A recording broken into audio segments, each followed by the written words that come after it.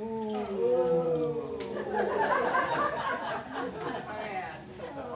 you see down here where it says, Lori Humphreys, how many, how much? Yes. Okay, there's actually another poem by the same writer. It's called The Oak and the Rose, so she has 2 poems. And I knew that and I forgot it. And it's Silverson, not Silverson. There's an L in that. Oh, silver. Oh. Got it there, so it was We fine. knew that without If even you, seeing if it. you had a little help getting it out, you could have. Barbara Carlson's gonna read a poem. And then the other mistake is, and where's Joan Mueller? He's right there. Okay, I'm losing it. It's M-U-E. That's right, I almost didn't come. So we are so glad that you're here to listen to the poetry and to read our poetry to the whole group. And I'm going to turn this over to the master of ceremonies. Dan. Thank you all for coming. Does that help any? No. Okay. I think I got a. Oh, yeah. Yes. Okay, I'll hold it for now, but when the performance starts, Ruth is gonna stick this in front of my mouth. Glad you all could come. Tell your friends we got room for 3 more people. Tonight I thought I would model this evening on the successful Chuck Chat format, and we'll start off with some silliness, the way he always does. If you see the Chuck Chat, you know about the cartoons and the jokes. Okay. Well, I don't know whether this is a cartoon or a joke, but I'm going to read a poem called Friendship, which somehow seemed appropriate for tonight, which was friendship. So whether you find any friendship at all in this poem, I don't know. Oh, you may think that this poem is also a song. Well, it could be, but I'm not going to sing it. I'm just going to say it.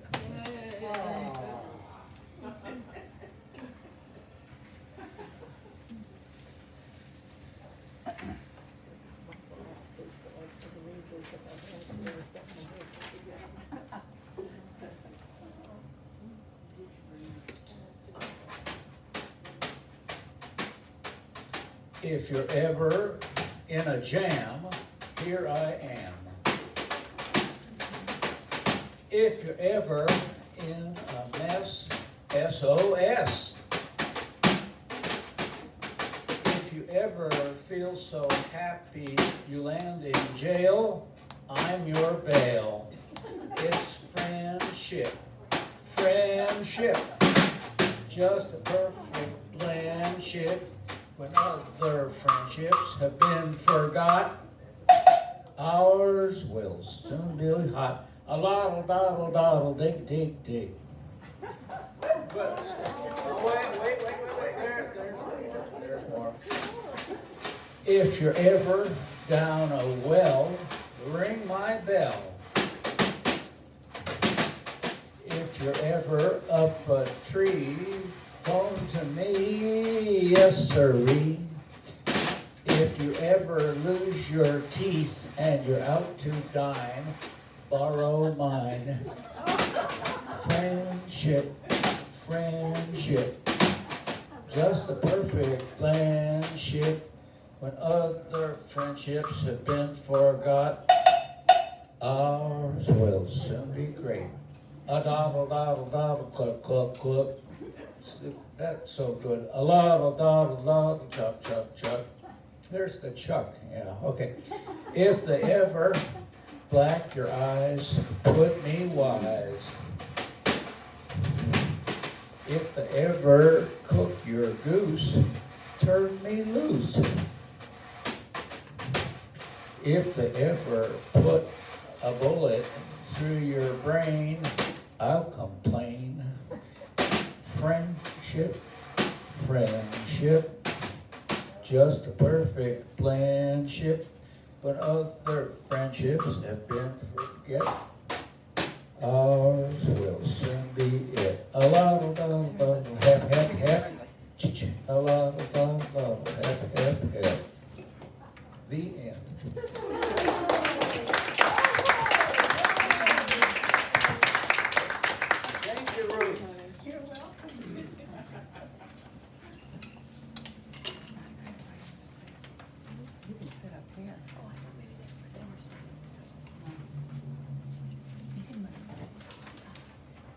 Our next performance will be Judy Skaggs, who will read The Mountain Whippoorwill by Stephen Vincent Benet. Now, you, this one or this one? Yeah,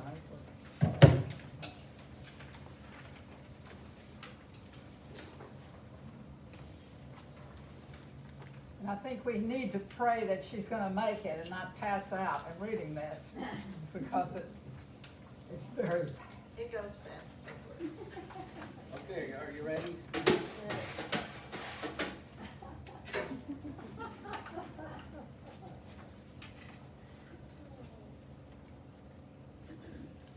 Up in the mountains, it's lonesome all the time.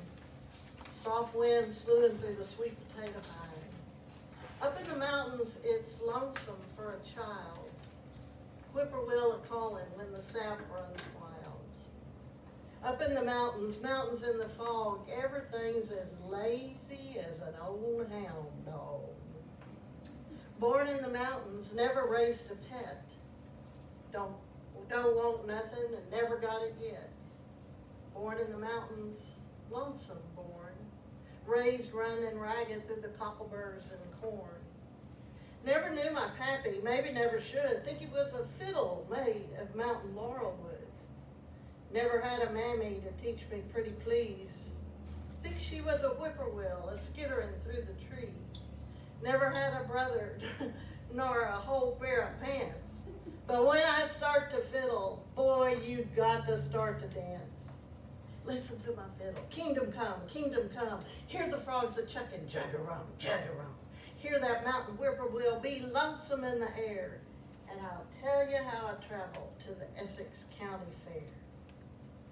Essex County has a mighty pretty fair. All the smarty fiddlers from the south come there.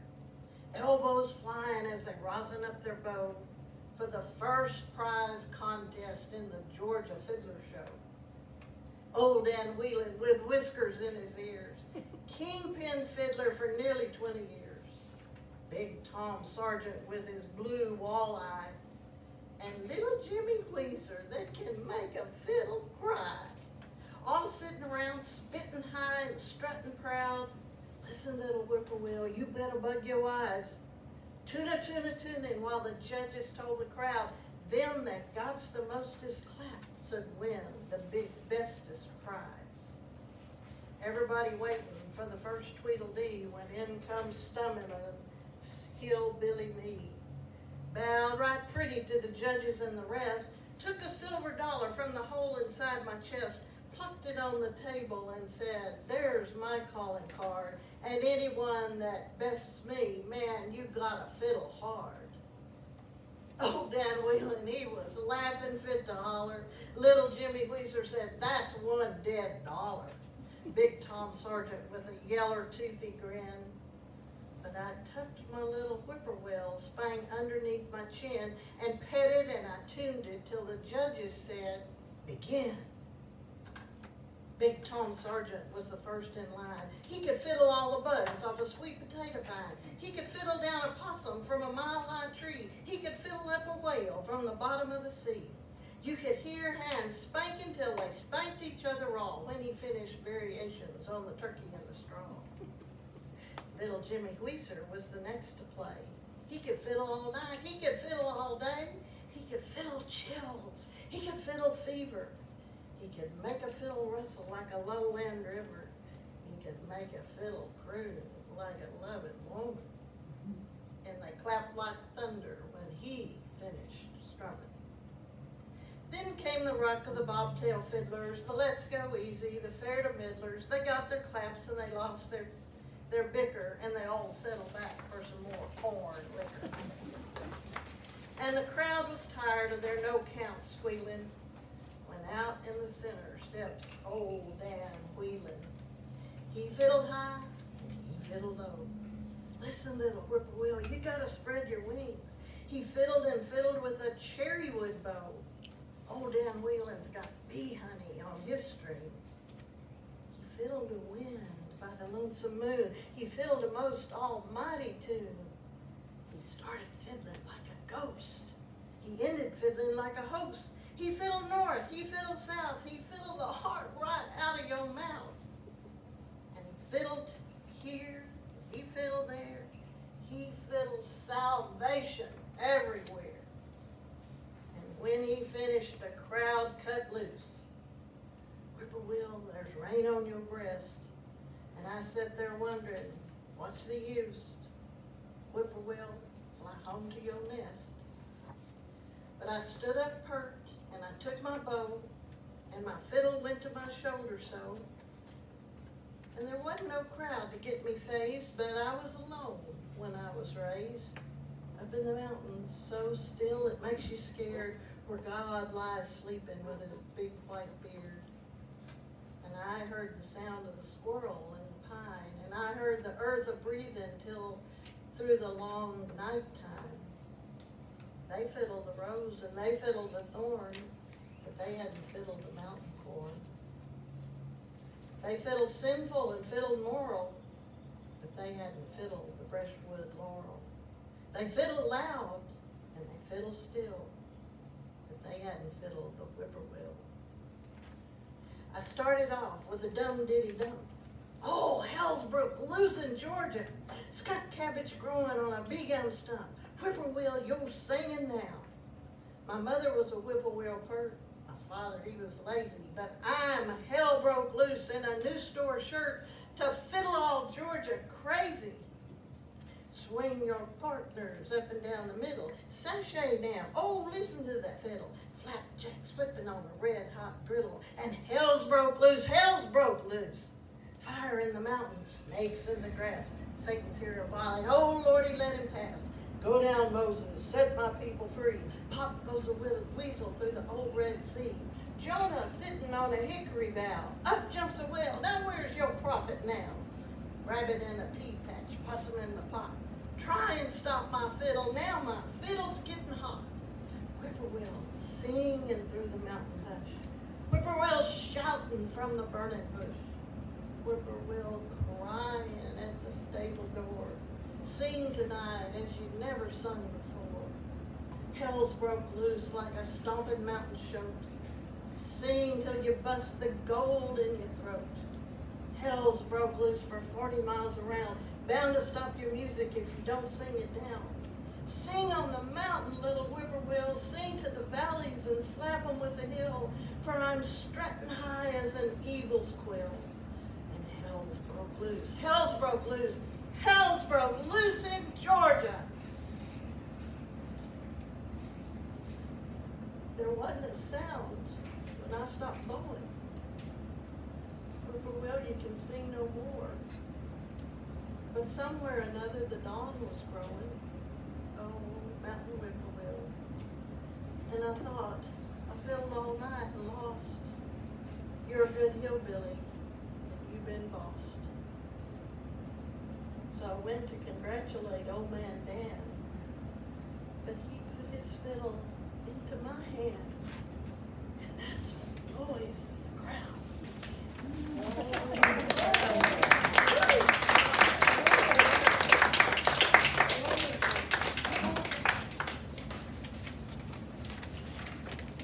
Thank you. Next we have Paul Lehmann, who has written a piece called Greeting the New Resident. And then we have Paul Lehmann reading Us Too, which he didn't write. Paul.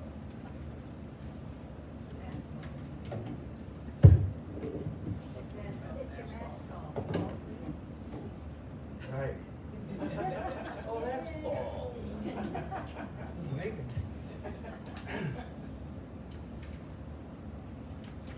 Greeting the new resident. A retirement community, most folks agree, may nurture relationships none can foresee. When widow Sue Ann greeted newcomer Dan, she told him, "You look like my spouse number 3. This genial discourse he sought to pursue. He asked, "How many husbands have wedded with you?" She was charming, sincere, and her face conveyed cheer. With a warm, gentle smile, she replied, "I've had 2.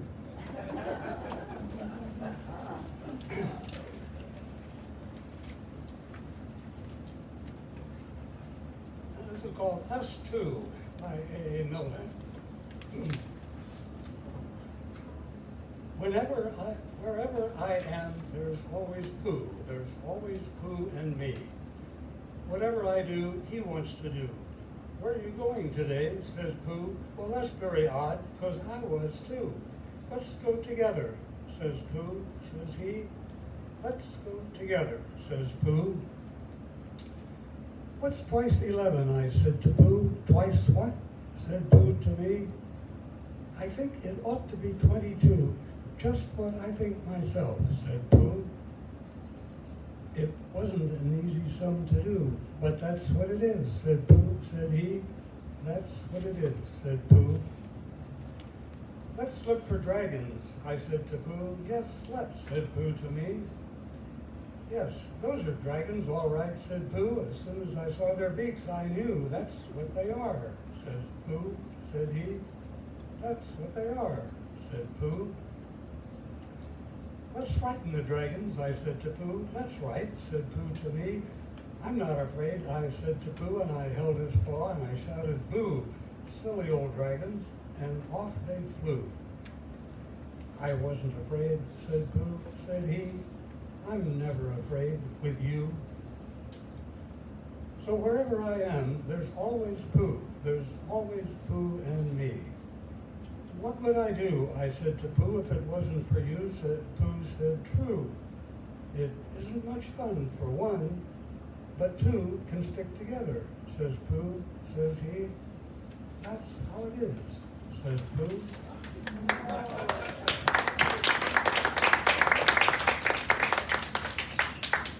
How many of you were raised on A.A. Milne? Everybody? Okay, good.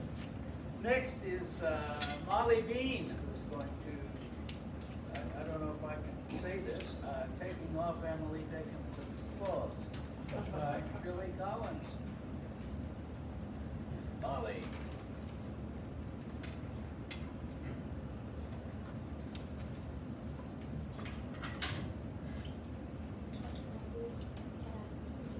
Yeah. Close. I'm going to read a poem that's about something a little bit deeper than friendship. Taking Off Emily Dickinson's Clothes by Billy Collins. Billy Collins was the poet laureate about 20 years ago. He's managed to turn Emily Dickinson, who has come to us as a woman who never married, who wore white for most of her adult life, and kept herself apart from the society of Amherst. Almost a virginal figure, he has turned this Emily Dickinson into a passionate lover. Taking Off Emily Dickinson's Clothes. First her tippet, made of tulle, easily lifted off her shoulders and laid on the back of a wooden chair. And her bonnet, the bow undone with a light forward pull. Then a long white dress, a more complicated matter, with mother-of-pearl buttons down the back, so tiny and numerous that it takes forever before my hands can part the fabric, like a swimmer's dividing water and slip inside. You will want to know that she was standing by an open window in an upstairs bedroom, motionless, a little wide-eyed, looking out at the orchard below, the white dress puddled at her feet on the wide-board hardwood floor. The complexity of women's undergarments in 19th century America is not to be waved off, and I proceeded like a polar explorer through clips, clasps, and moorings, catches, straps, and whalebone stays, sailing toward the iceberg of her nakedness. Later, I wrote in a notebook, it was like riding the swan into the night, but of course I cannot tell you everything. The way she closed her eyes to the orchard, how her hair tumbled free of its pins, how there were sudden dashes whenever we spoke.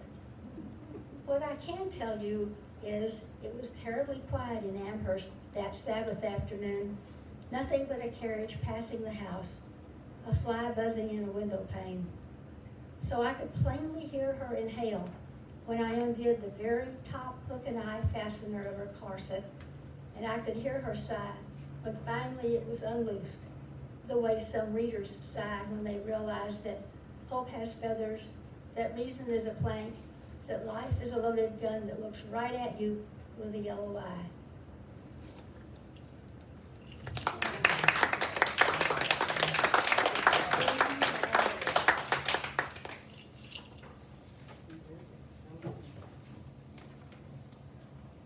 And while Molly was reading that, I was looking out the window and there were two Mr. Grackles standing there with their beaks way up in the air, and there was a prospective Mrs. Grackle kind of wandering around, just wondering, yes. And then they all flew away, so I don't know what happened. Okay, our next presenter is Ruth Layman.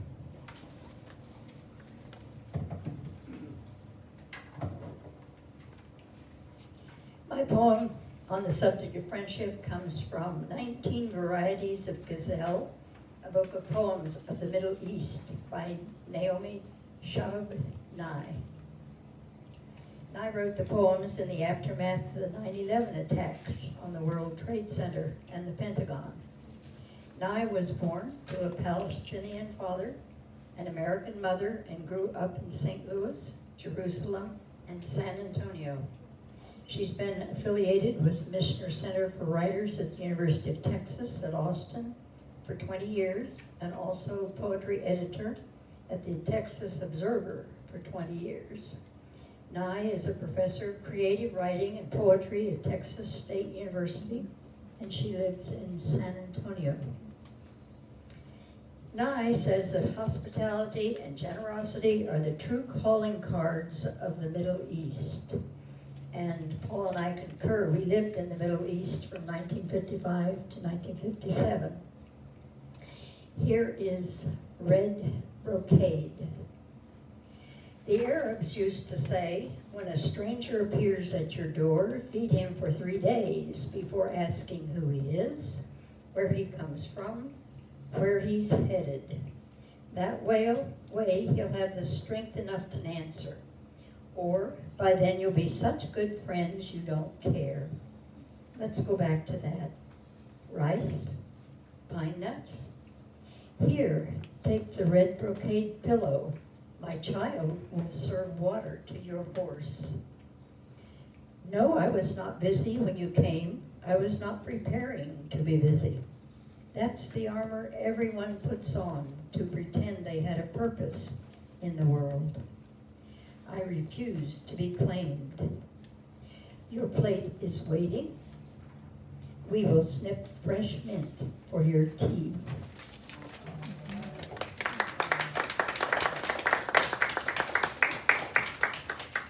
Thank you, Ruth, thank you. Our next presenter is Barbara Carlson. And I think there's 2 poems here, yes? Yes, two. So when I first saw that this evening was about friendship, I was reminded of a poem that was written for me from my good friend Lydia Skaggs, who I met in 1985. And it took us a while to form our friendship, but it's been a long-lasting one. So I'm first going to read her poem that she wrote for me, and then I'm going to read, this was for my 60th birthday, which is a long time ago. And the second one is for her 80th, so I'll start with Lydia's. We met back in the doodah days, back then in the beyond war phase, which Ann Chris knows about. She of cookies, home meetings, and iced tea, I of poofed hair and big house for all to see. Didn't connect for quite a while, 2 strong women separated by a smile. No bad vibes, just not our time. On with life, line by line. Then a dinner here, a short trip there, and I really began to be aware. She's handled us all with amazing grace. She's more than just another pretty face. At times she has tact that just wouldn't quit. At others, she'd throw back her head and yell, "Shit!" I don't know. Is it the other one? Yeah, probably. Yeah. I'll turn this one off. We stopped at a very important I time. thought there's some censorship. Maybe that was it. Okay, Back up if you want to. where was I? Sometimes she'd be rock Yeah, exactly. Sometimes she'd be rock stable, sometimes in a whirl. God, I love that in a girl.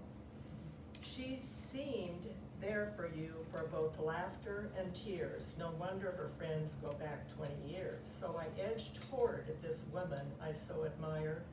Could real friendship grow of myself, I inquire? My friends are the sisters of my heart, kind and strong, but also smart. I've run with the wolves, it is true, but am I enough to be her true blue? A glass of wine, a naughty joke, a romp in the hot tub for a sweaty soak, exploring all day in the Elysian sun. Damn, this girl is really fun. Surely, slowly, our boundaries blur, and over time, I share my heartbreak with her. She listens, she cries, and it is of help. I experience what her children may have felt. So what is the allure of this woman in all truth? She invites me forward, be it transcendent or uncouth. I count her now as a friend indeed. Happy 60th birthday and Godspeed. I felt very honored. So for her 80th birthday, I did my best, but it doesn't quite measure up, but here it is. 80 is the number of years we have lived. Hard to get one's head around that. But as far as I'm concerned, the number could be pulled from a hat. Time is a human conception, which we can choose to ignore. Why not measure our lives with love and joy and declare, I will hear no more? The time we spend together, open and eager to connect, always fills my heart with joy, far more than I'd ever expect. Whether we come together in sorrow or seeking answers to problems at hand, we seem to find comfort and insight, often walking away with a plan. And when we gather full of joy and with family stories to tell, your wonderful laugh makes my heart sing and your tears of joy as well. Your friendship means so much to me. You will always live in my heart as a dear friend, one I can count on, whether together or apart. We are no doubt old when you count the years, but our spirits are vibrant and strong. So celebrate and enjoy each day. Another birthday will arrive before long.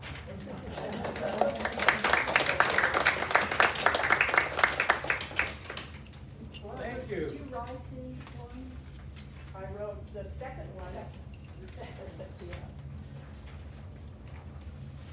Our next presenter is Lori. Hey, hi. Well, hello, Dan. Hi, how are you?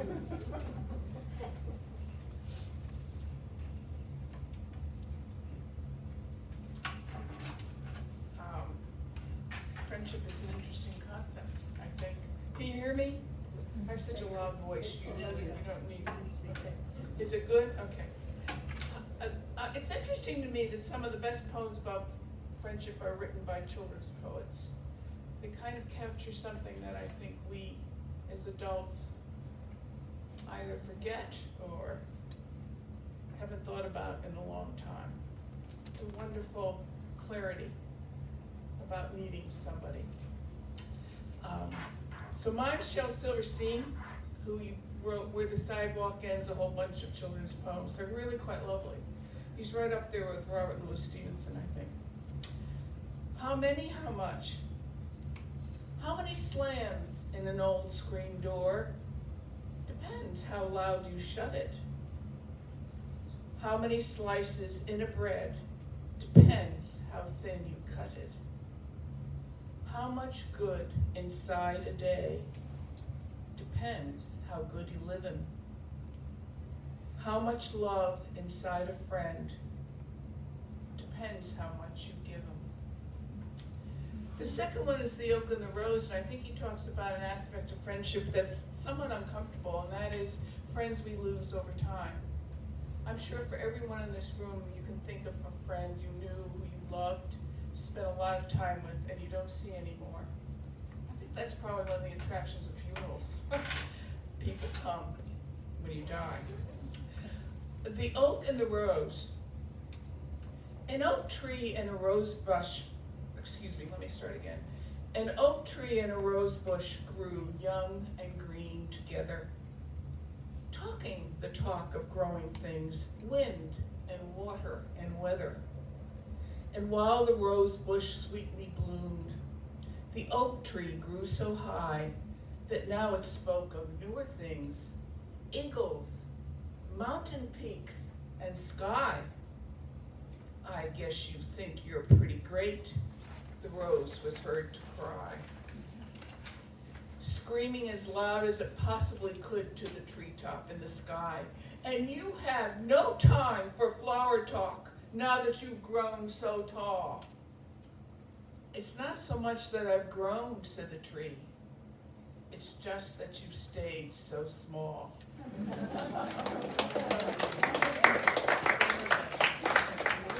little bit of Thank you, Lori. Now, next presenter is Barbara Miller.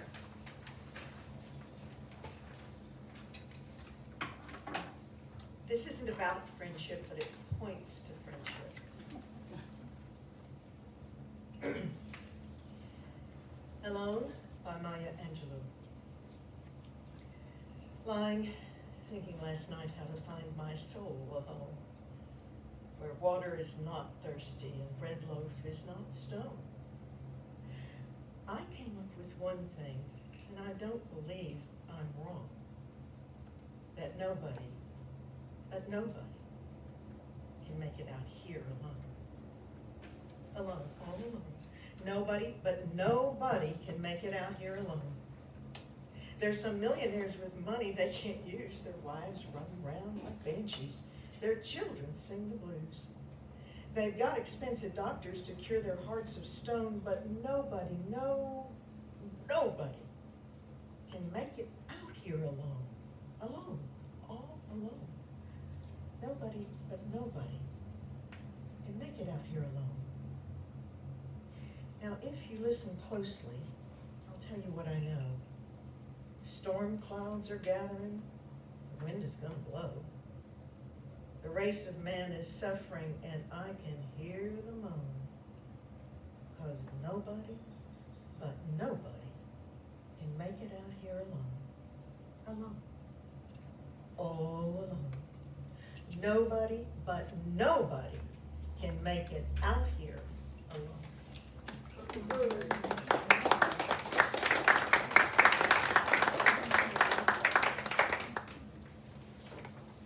And our next presenter is Monita. And Monita is, I believe Monita wrote this. Yes, good. Thank you. I think many of you know that my husband and I spent a long time in Korea as teachers in three different universities. I should have entitled this, I think, a Korean student, put it a little bit more in context, but that's what it is, and it's an experience, it's true. It's a narrative poem, and I like narrative poems. A student, a Korean student, if you will. I didn't even remember his name, never would have recognized him. A strong, handsome 40-year-old who taught English in the high school. He was a quiet, gentle teacher who truly cherished his students in that technical high school. Many poor were blessed with his financial aid. He was my student 2 decades earlier. Recovering from TB, he had no energy, easily thought lazy, but really just weak, working odd jobs to help his mother. His father got separated from them during the war. Each parent wondered if the other lived or might have been anonymously buried in the refuse. He studied and worked.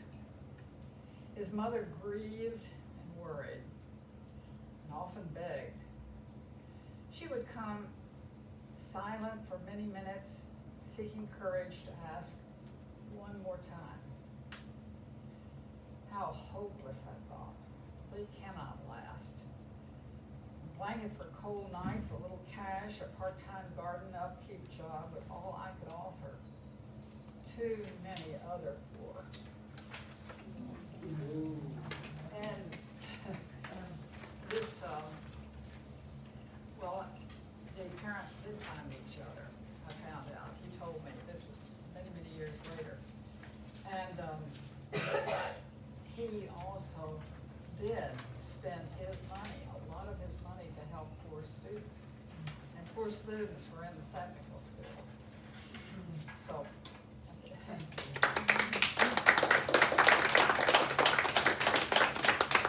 Thank you, Monica. Our last presenter is Joan Mueller.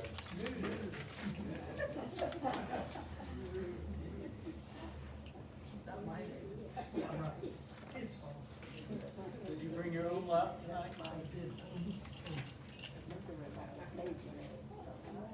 Since the subject was friendship, I had the perfect one at home. Our good friend Lydia Blanchard wrote some poems, and she wrote this one and dedicated it to Bill and me after she'd written it.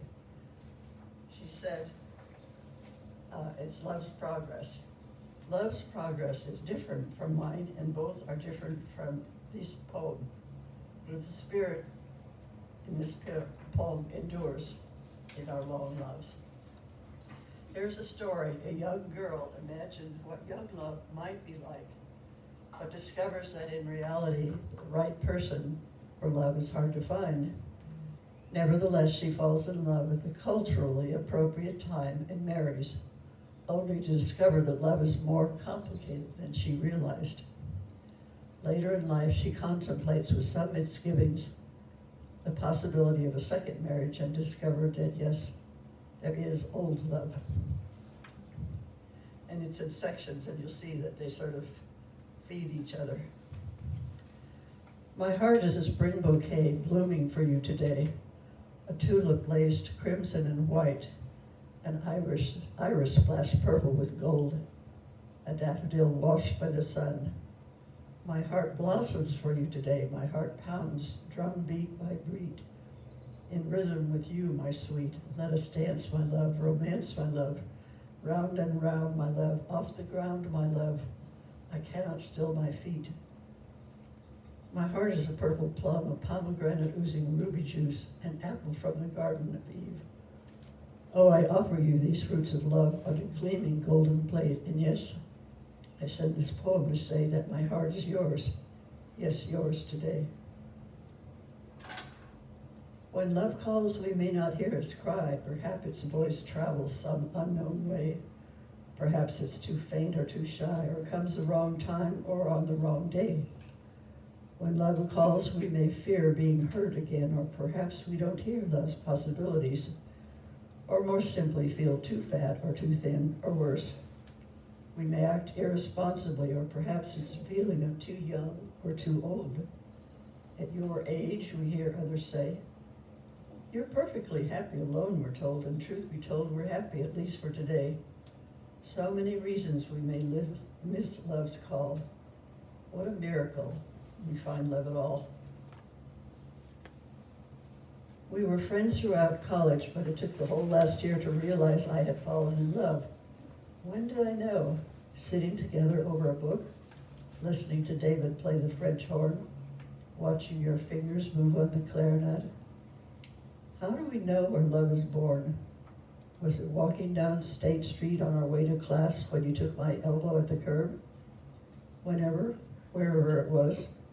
Perhaps the day that we ate from the same popcorn bowl, and I thought of evenings with my family. It was your hand that convinced me, although my sister said she didn't find it convincing that marriage came not with love, but after graduating.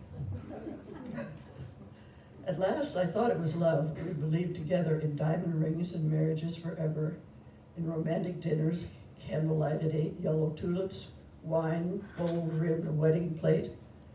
Then children came and grew, and as they grew, our lives changed, and love changed too. We learned carpool love, love in a child's call, in packing school lunches and pumpkins in the fall.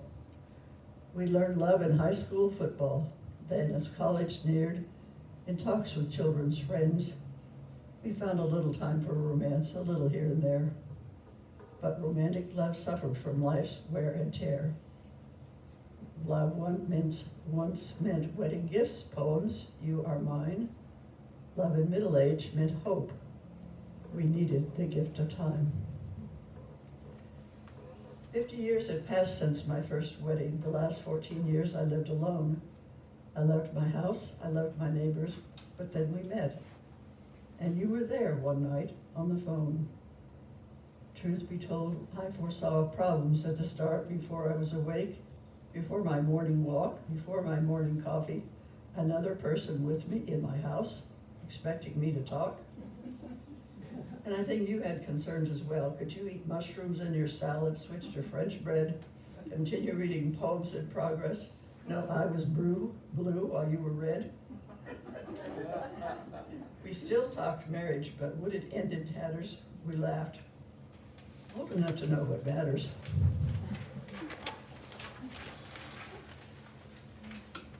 I was too young when I first met and kissed, too young to understand what love then meant. And when I dreamt of all that I had missed, I cried that you, young love, had been misspent. Your arms surrounded me in dreams at night, my head, your chest, my body in your spell. I cried when we had parted, cried that we had made light of love, but I learned from love's loss as well. Now, near life's end, I no longer cry, no longer long for what young love offered me. For when with wrinkled arms around me, I hear love's song, age no longer matters.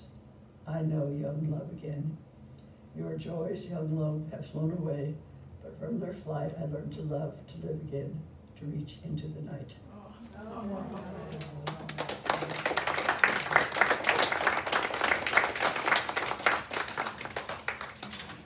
Thank you so much, Joan. Thank you. Well, I believe that is all on the program. There is wine over there. And